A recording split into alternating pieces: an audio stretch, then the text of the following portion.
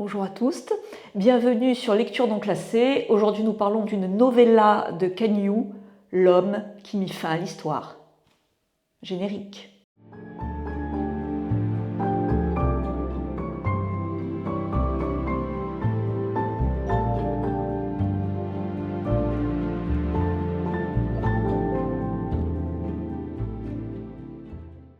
Ken Liu est né en 1976 en Chine. Sa mère est docteure en chimie pharmaceutique tandis que son père est ingénieur en informatique.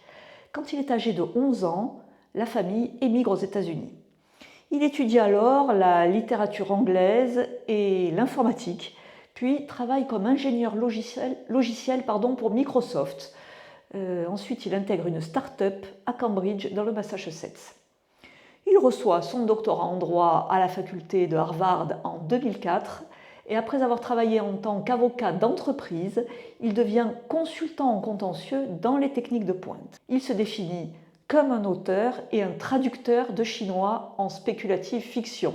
Il a d'ailleurs traduit en anglais le fameux Problème à trois corps de Liu Cixin. Costaud le mec. Ken Liu commence à publier de la fiction en 2002. Il a été récompensé par un prix Hugo, un prix Nebula et le World Fantasy pour La seule ménagerie de papier paru en 2011. C'est un recueil de 19 nouvelles. Et ça demeure unique à ce jour.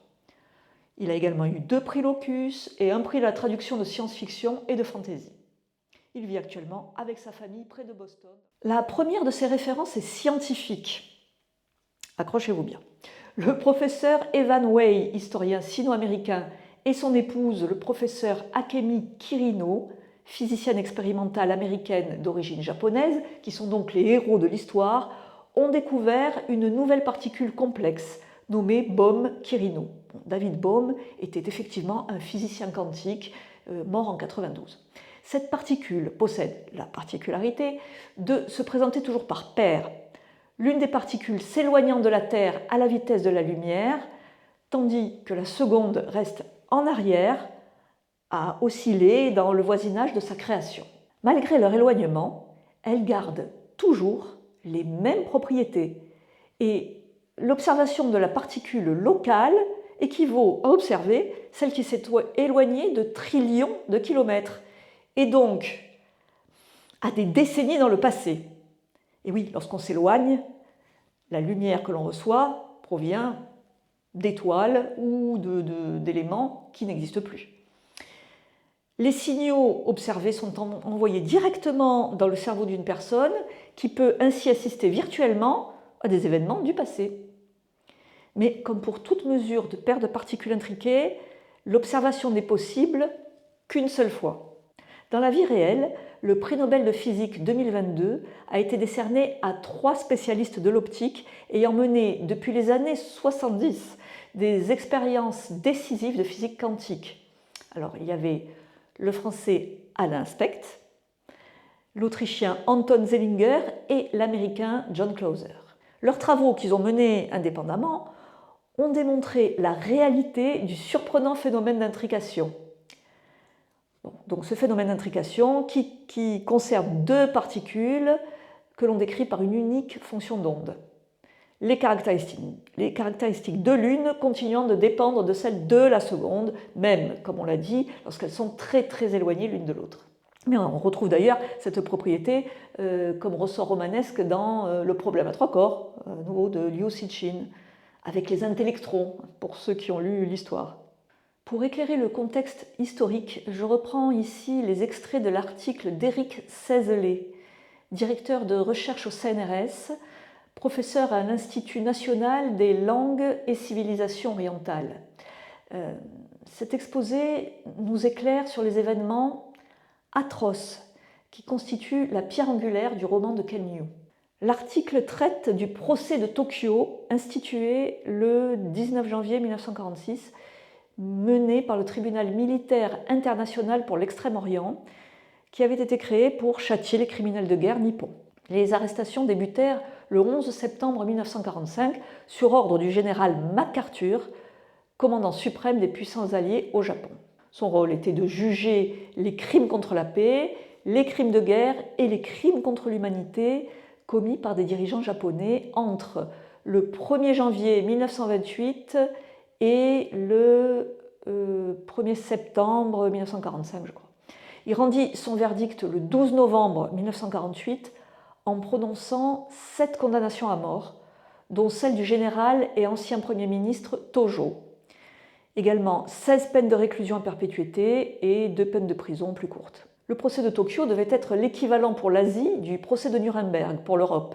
Mais la longueur du procès et un verdict tardif finirent par lasser les opinions publiques. La définition des responsabilités individuelles fut plus ardue que pour le procès de Nuremberg et la culpabilité des accusés d'autant moins évidente qu'ils n'avaient pas agi au nom d'un parti ou d'une idéologie hégémonique. Le gouvernement japonais refusa de s'impliquer dans la question des criminels de guerre qui, selon lui, ne regardaient que les autorités d'occupation. Au lendemain de l'exécution, les personnes encore suspectées de crimes de rang A, c'est-à-dire des crimes contre la paix, mais non encore jugées, furent relaxées et certaines d'entre elles firent une brillante carrière politique. Désormais, la question des criminels de guerre était définitivement close. La fin du procès de Tokyo marque ainsi un terme à l'élucidation des responsabilités de l'État et de la nation japonaise dans le déclenchement de la guerre. Mais le verdict laissait un goût amer. L'empereur Showa, pour des raisons de haute politique, n'avait pas été inquiété, malgré les pressions des Soviétiques, des Australiens, des Chinois et des Néo-Zélandais. Ces derniers estimaient que le monarque devait être jugé ou au moins entendu comme témoin. Il en fut de même pour le responsable de la sinistre unité 731, qui s'était livré, ça on le sut bien plus tard, à la vivisection et à des expérimentations sur des cobayes humains en vue de la production d'armes chimiques et bactériologiques. Cela dans un premier centre installé dès 1931 près de Harbin en Mandchourie et qui essaima plus tard en d'autres lieux de la Chine occupée. Du coup, les inculpés apparurent tantôt comme des boucs émissaires et tantôt même comme des martyrs. L'opinion publique se défaussa sur les condamnés pour éviter une introspection plutôt douloureuse, et l'expérience unique du bombardement atomique de Hiroshima et Nagasaki acheva d'occulter une grande partie de la conscience collective. D'agresseurs, le Japon devenait victime.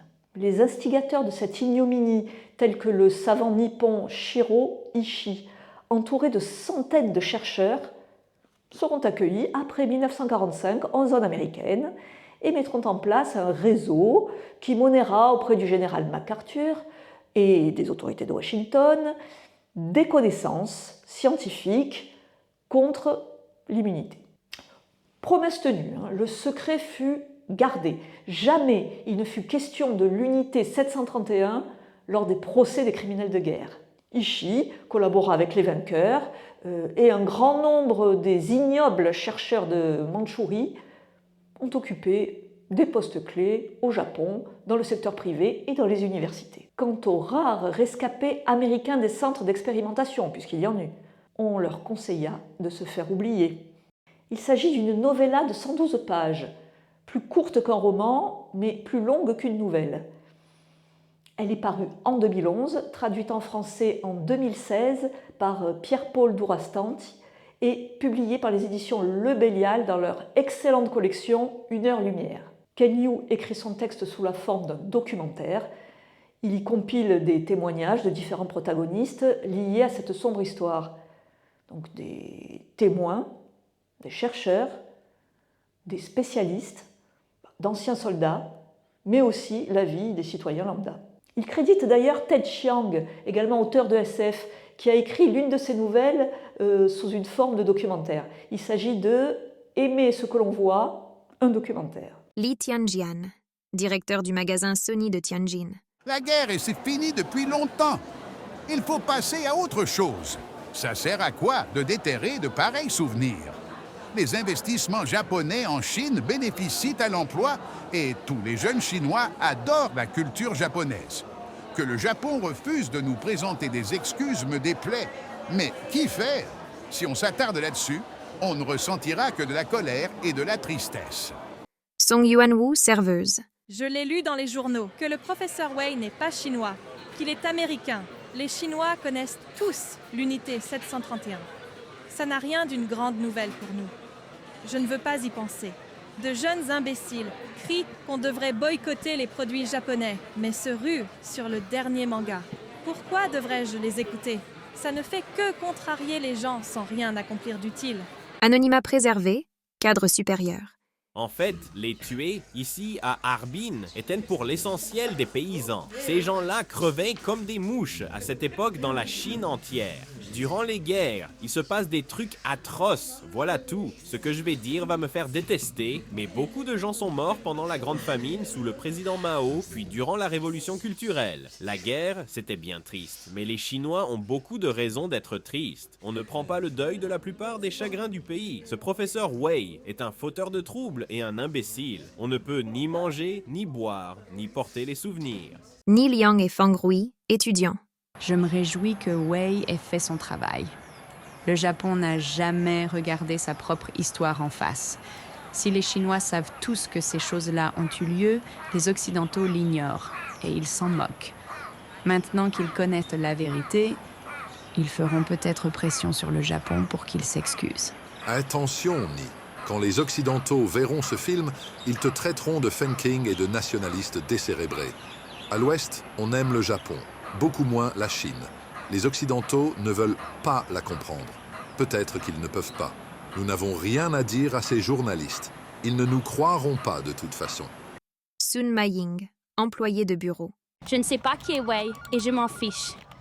Le procédé mis au point par le professeur Kirino permet donc de voir, d'entendre et de se déplacer au milieu d'événements qui se sont déroulés dans le passé. Cependant, seule une personne à la fois peut faire le voyage temporel, sans possibilité de l'enregistrer autrement que dans sa propre mémoire. Mais surtout, le fait d'assister aux événements du passé détruit les particules de Bob Kirino associées, rendant ces épisodes de l'histoire pour toujours inaccessibles. Son époux, l'historien Evan Wei, a été bouleversé par un film intitulé « Philosophie d'un couteau » qu'ils visionnent ensemble par pur hasard, parce qu'il n'y avait plus de place pour la comédie romantique qu'ils avaient prévu de voir. Le film présente sans aucun tabou les activités de l'unité 731 dont aucun d'eux n'avait jamais eu connaissance. Et Wei, qui est historien, en ressent une très très forte culpabilité. Son obsession pour l'unité 731 devient telle que son épouse finit par lui parler des possibilités offertes par les particules de Bob Kirino. Il est donc persuadé qu'il s'agit de la technique qui va mettre fin au négationnisme et à l'apathie. Il va donc envoyer des descendants des victimes explorer l'unité 731 afin de les aider à faire leur deuil, mais ses pairs vont rapidement lui reprocher la destruction inéluctable des informations, d'autant plus qu'elles sont recueillies par des non-professionnels dont la mémoire est sujette à caution. C'est ainsi qu'il deviendra malheureusement l'homme qui mit fin à l'histoire. Le récit évoque également tous les questionnements géopolitiques et juridiques d'une telle découverte, le double déni de la Chine et du Japon sur cette période, mais aussi la récupération totalement immorale des tortionnaires par les USA, qu'ils soient japonais ou également, on le sait, allemands, exemple Werner von Braun et la conquête lunaire. Kenyu a dédié son ouvrage à Iris Chang, journaliste et historienne sino-américaine, qui a documenté le massacre de Nankin, également appelé viol de Nankin, perpétré par l'armée japonaise sur les civils chinois en 1937 lors de la guerre sino-japonaise, après la bataille de Nankin. Des centaines de milliers de civils et de soldats désarmés sont assassinés et entre 20 000 et 80 000 femmes et enfants sont violés par les soldats de l'armée impériale japonaise. Il a bien sûr également dédié son texte aux victimes de l'unité 731. Alors, je ne saurais que recommander aux personnes sensibles de ne pas lire ce récit, car les atrocités commises y sont décrites avec beaucoup de précision. Mais dis-moi, Luc, au fait, ton père... Oui, je sais qu'il est mort, oui. Oui, je sais qu'il s'est fait dégommer par Palpatine, oui, je sais. Non, mais ce que je voulais dire, c'est que ton père, finalement, c'était quelqu'un de très compétent, hein, ça on ne peut pas lui enlever quand même. Bon, il n'était pas sympa, donne pas vraiment envie d'inviter à son anniversaire, mais il était très très très compétent dans son domaine. Il aurait pu être accueilli par des grandes puissances de notre monde, là, il aurait été bien. Tant pis, hein, mais c'est dommage. Au revoir, à bientôt, et n'oubliez pas, la littérature SF, c'est un piège.